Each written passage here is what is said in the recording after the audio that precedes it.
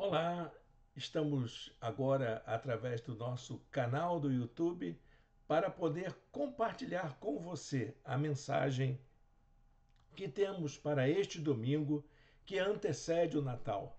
Na próxima quarta-feira, dia 25 de dezembro, toda a cristandade vai comemorar o nascimento de Jesus, Jesus de Nazaré, o Deus que se fez humano, que nasceu como um menino para trazer salvação a toda a humanidade.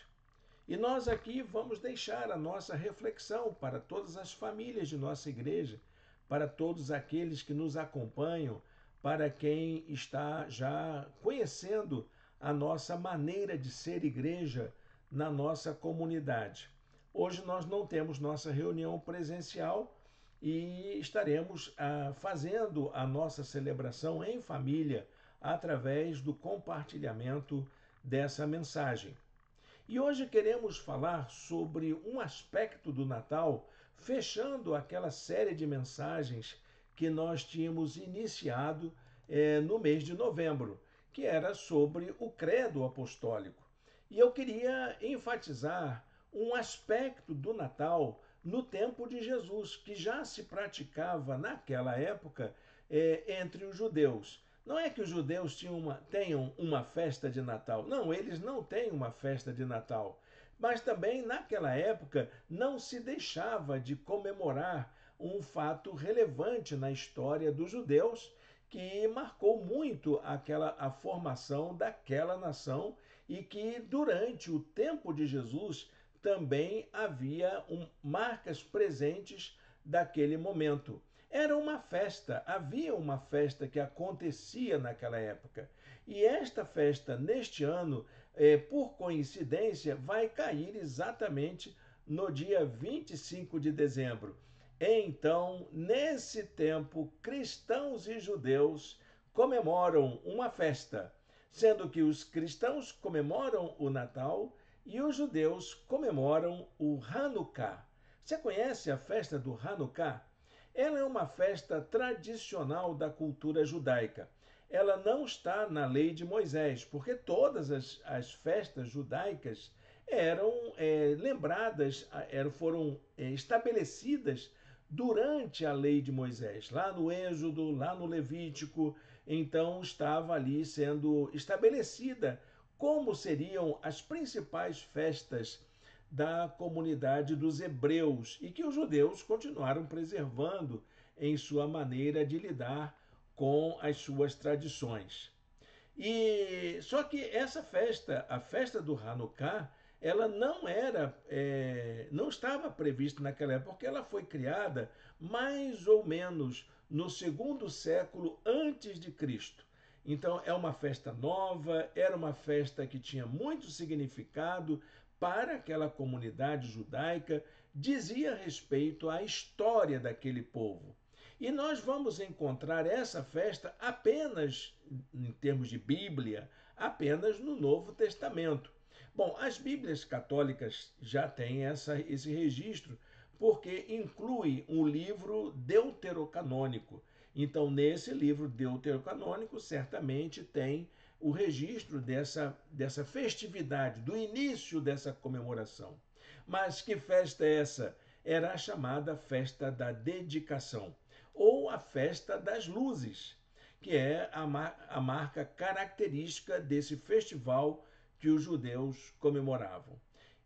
Como que ela aparece no Novo Testamento? Eu vou ler um trecho da Palavra de Deus que nós vamos utilizar aqui para meditar nesse evento, mas à luz das Escrituras Sagradas.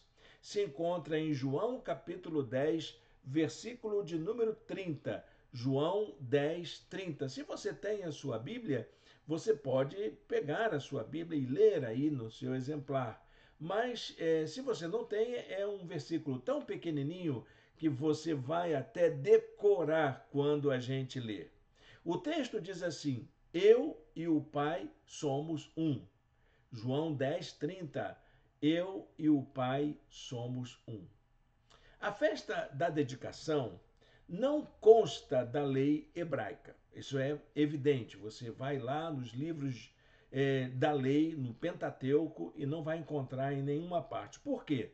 Porque ela foi criada durante o período do domínio grego, que era chamado de Seleucida. Então, durante os séculos II, mais ou menos, 170 a.C., havia então uma força imperial que dominava naquela região. E essa festa só aparece aqui no capítulo 10 do Evangelho de João. É só onde a gente sabe da realização dessa festa. Essa festa ela dizia respeito a uma lembrança muito interessante para a formação histórica do judaísmo. E ela só aparece porque João conta o momento em que Jesus vai a Jerusalém para celebrá-la, que era chamada lá no livro, no Evangelho de João, de a festa da dedicação. Está lá no verso 22 do capítulo 10. Celebrava-se a festa da dedicação em Jerusalém. Era inverno, diz o evangelista. Essa festa também era chamada de Festa das Luzes. Daí o título da mensagem desta noite, que se chama Natal das Luzes, ou a festa do Hanukkah, junto com o Natal de Luz de Jesus Cristo. Isso se devia, esse nome de Festa das Luzes, se devia a um aspecto simbólico, que era a principal referência dessa festividade. O principal símbolo dessa festa é um candelabro de 9 pontas. Geralmente, os candelabros judeus são formados por 7 pontas. E esse candelabro que era utilizado durante a festa do Hanukkah, ou da festa das luzes, ou da festa da dedicação, tinha 9 pontas. Não era alguma coisa acidental, não era aleatório. Havia um símbolo, havia uma intencionalidade por detrás daquelas 9 pontas que formavam o candelabro. E esse candelabro tinha um nome. Alguns o chamam de Hanukkah mesmo, e outros chamam de Chanukkah ou Chanukiah. E esse candelabro, ele lembra um momento significativo na história do povo judeu. A festa acontece durante o mês de dezembro. Até os dias atuais, ainda os judeus comemoram essa festa. Eu estou hospedado aqui em um prédio em que o condomínio preparou uma mesa decorativa com os símbolos desta festa. E eu fiquei muito entusiasmado, porque era disso que eu queria falar na mensagem desta noite, e eu encontrei esta referência dentro, aqui bem perto da gente, para a gente poder falar um pouco mais autoridade sobre isso. E foi interessante ver como que a mesa foi arrumada, como que o espaço decorativo foi arrumado com todos os símbolos que cercam essa festa. Mas eu quero me referir somente a esse candelabro, como que ele surgiu, como que ele se tornou o símbolo especial desta comemoração.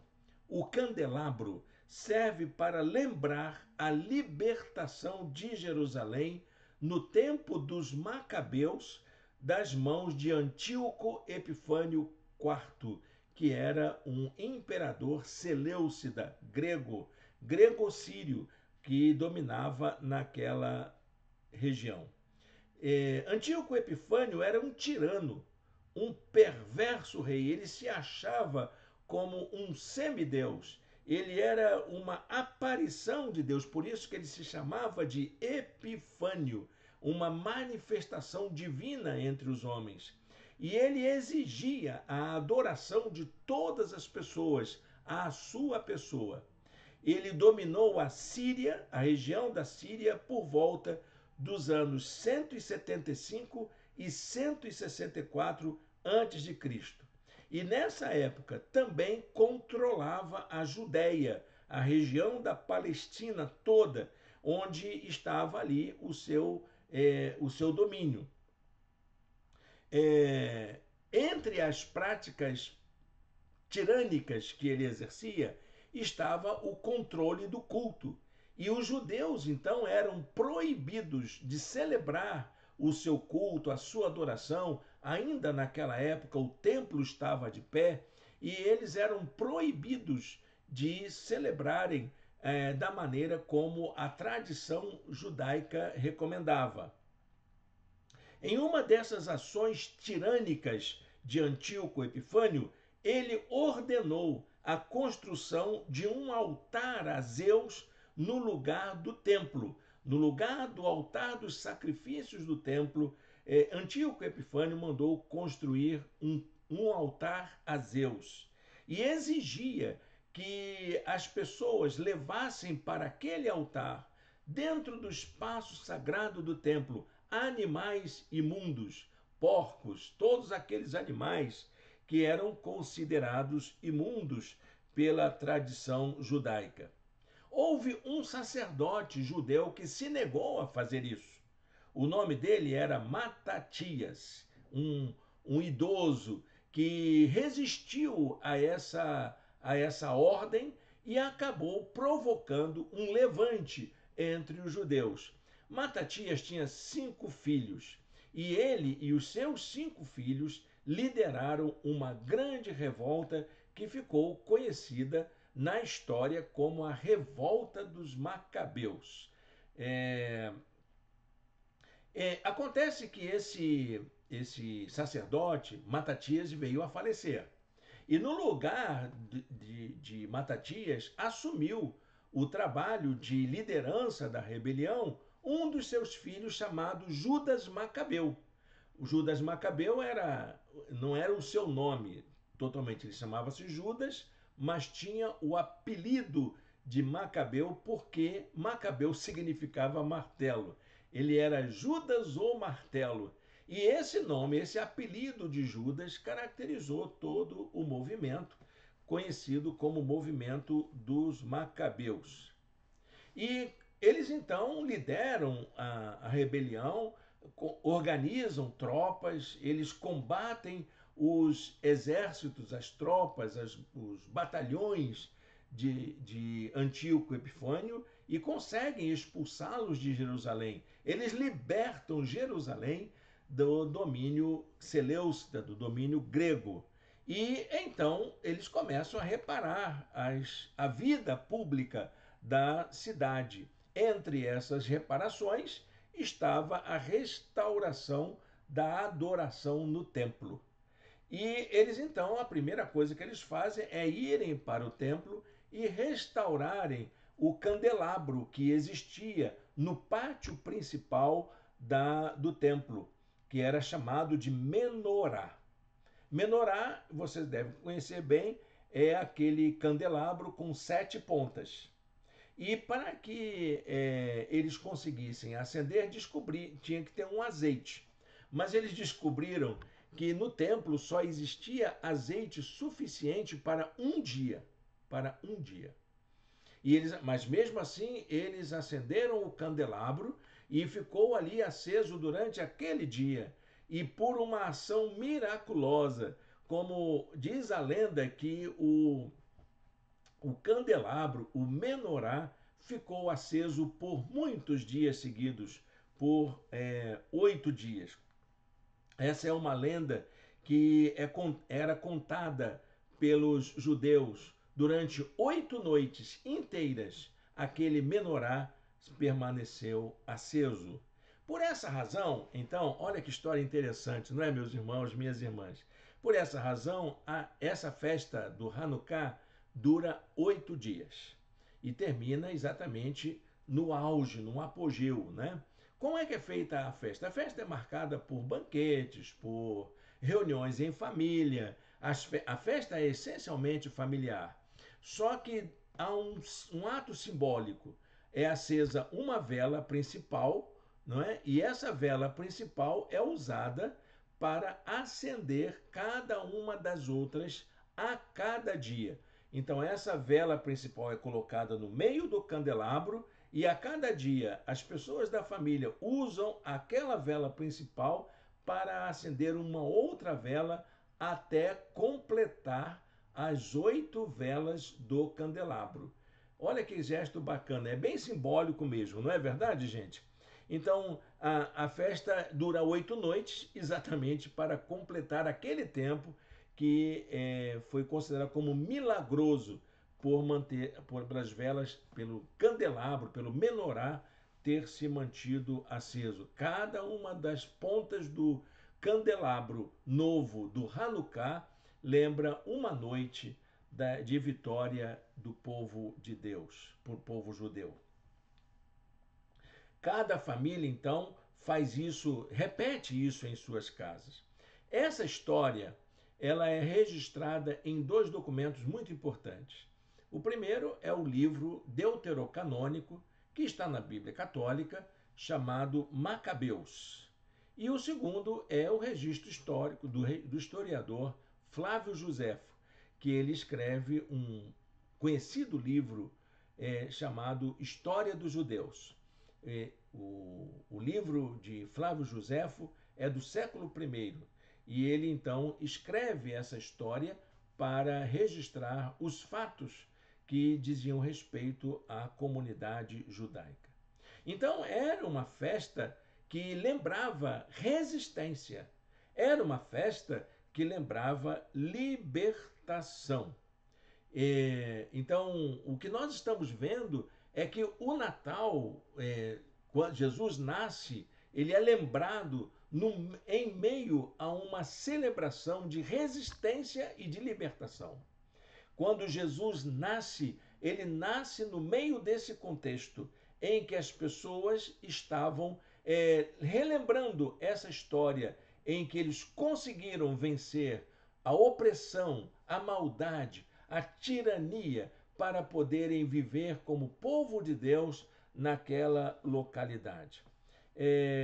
A festa do Hanukkah, então, ela é usada como uma referência para afirmar a messianidade de Jesus. Ele é aquele que veio para libertar o povo da opressão que viviam por causa do pecado. É exatamente essa a natureza da missão de Jesus como o Messias enviado por Deus. A festa, então, do nascimento de Jesus, ela coincide com a festa do Hanukkah, exatamente porque, como disse Maria, sua mãe, em seu cântico, ele veio para libertar os oprimidos, veio para levar cativos os opressores, veio para trazer esperança para todos aqueles que vivem debaixo de opressão.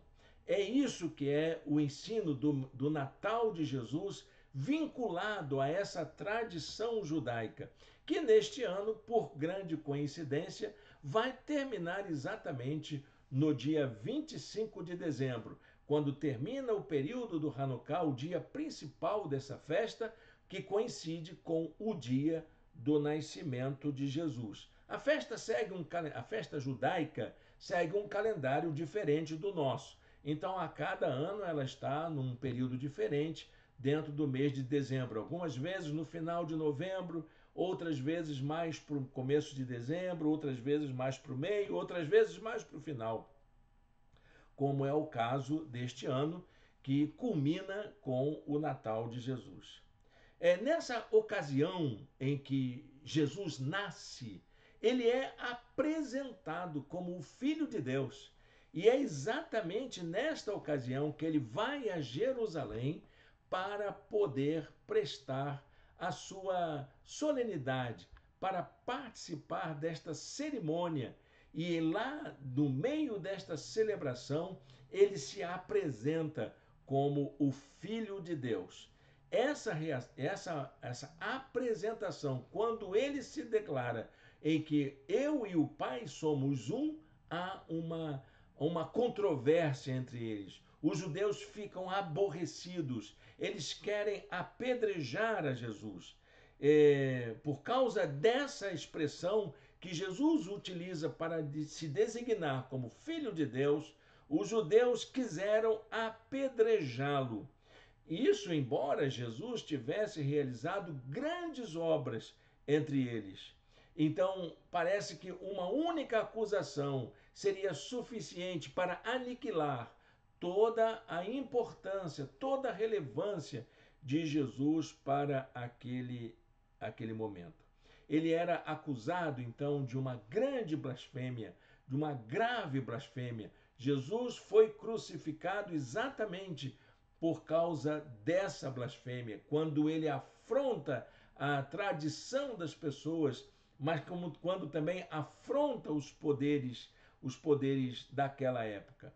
Só a blasfêmia não seria suficiente, mas a afronta que Jesus apresenta aos poderes dominantes, à tirania daquela época, seria então o complemento para fazer com que ele fosse crucificado, morto, preso e torturado como um preso político que ele foi naquela época. Ele chega a dizer para os judeus que estavam tentando apedrejá-lo, João capítulo 10, versos 37 e 38. Se eu não realizo as obras do meu Pai, não creiam em mim. Mas se as realizo, mesmo que não creiam em mim, creiam nas obras, para que possam saber e entender que o Pai está em mim e eu no Pai. Amém, gente? Olha, essa figura profética de Jesus, para que as pessoas entendessem que ele tinha um propósito para agir no mundo, é algo que deve chamar a atenção da gente. E que neste Natal a gente possa aplicar lições para a nossa vida dessa experiência. Jesus estava ali em meio a uma festa de libertação, em meio a uma celebração da memória da resistência do povo à maldade e à tirania. E Jesus se apresenta como aquele que veio trazer a graça de Deus entre os homens para libertar as pessoas de uma vez por todas de toda a maldade. Eu queria trazer aqui uma referência sobre quais seriam as lições do Natal nossa relacionadas com a festa do Hanukkah que deveríamos lembrar neste ano.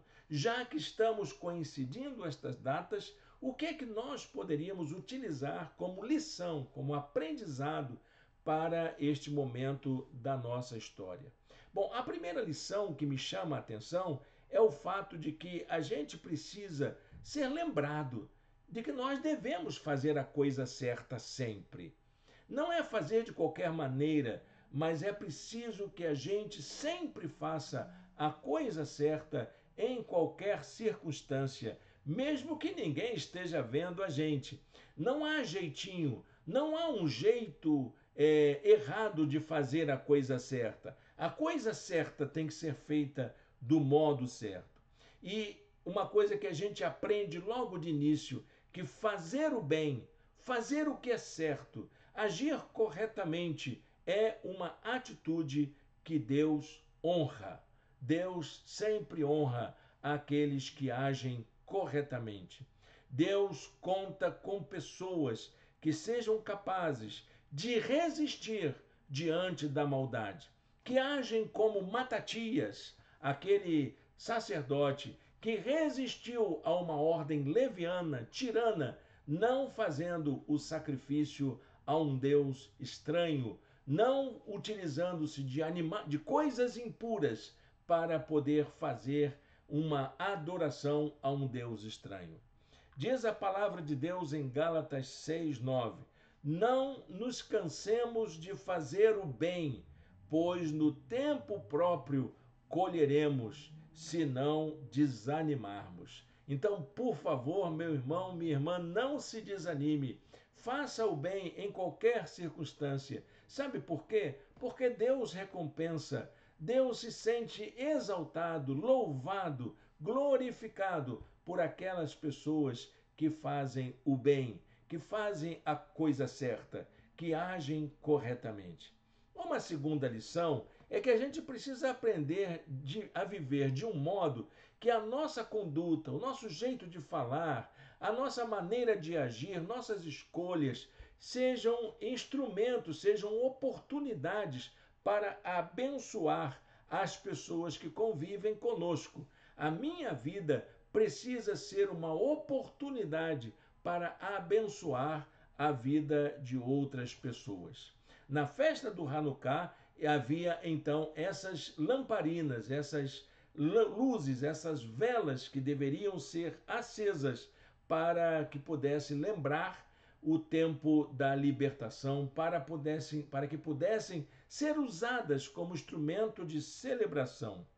E essas lâmpadas, essas velas, esses candelabros, para se manterem acesos, precisavam de um óleo. Olha que coisa importante. Para que você possa ter uma vida abençoadora, a sua vida tem que estar ungida. É preciso que haja um óleo santo na sua vida para que você possa abençoar aos outros. Então, da mesma forma que aquelas lamparinas, que aqueles candelabros precisavam do óleo para se manter aceso, a nossa vida, para serem abençoadoras, precisam de uma unção especial, que é a unção do Espírito Santo. Precisamos deixar o Espírito de Deus inundar a nossa vida, fazer a gente transbordar de bênção, de graça, de ter uma vida inspiradora para aqueles que estão à nossa volta. Como diz lá no livro de Eclesiastes, capítulo 9, verso 8, que as suas vestes sejam sempre brancas e que nunca falte óleo sobre a sua cabeça. Que você seja sempre, meu irmão, minha irmã, uma boa referência para abençoar a vida de outras pessoas.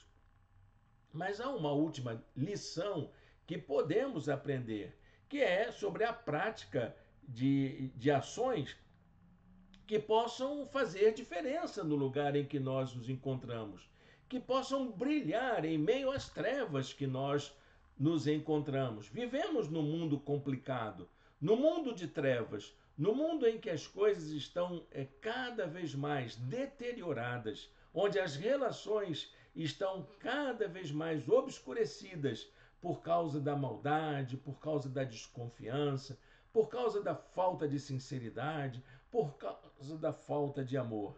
O brilho da luz só faz sentido no meio da escuridão. Assim ensinam os judeus até hoje, os rabinos falam isso, de que a luz só pode brilhar com mais intensidade onde há trevas. Quanto mais escuro, mais a luz ilumina. Então, como naquela festa do Hanukkah, Jesus é a luz mais alta, aquela lâmpada mais elevada, aquela que ficará no meio de tudo, para que com ela possam acender outras luzes, como a gente, que nós possamos deixar a luz de Jesus brilhar na nossa vida e acender a nossa própria lâmpada para poder iluminar a vida de outras pessoas. Como lembra o texto de Mateus, capítulo 5, verso 16.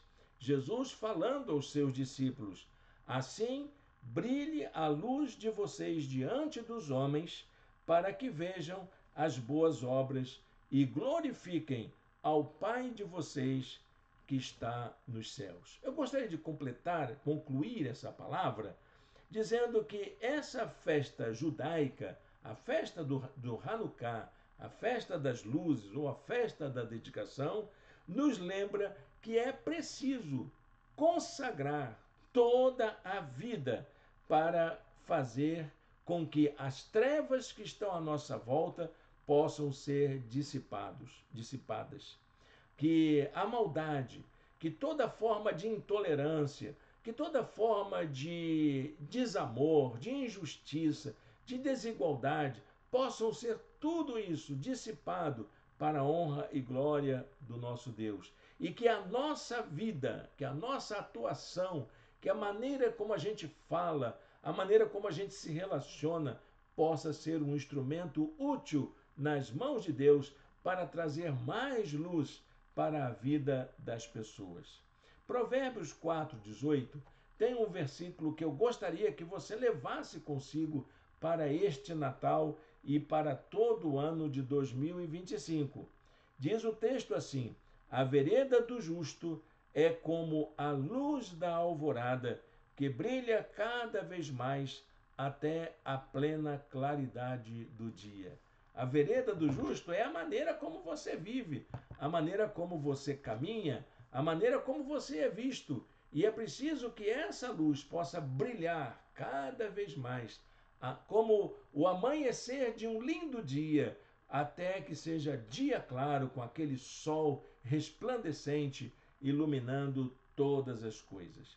Olha, meu querido, minha querida, que essa palavra possa encontrar lugar em seu coração, na vida de sua família, que você possa fazer deste Natal um Natal de luz, onde a luz de Jesus brilhe através de você. Quero convidar você a fechar os seus olhos e a falar com Deus. Ore ao Senhor junto comigo.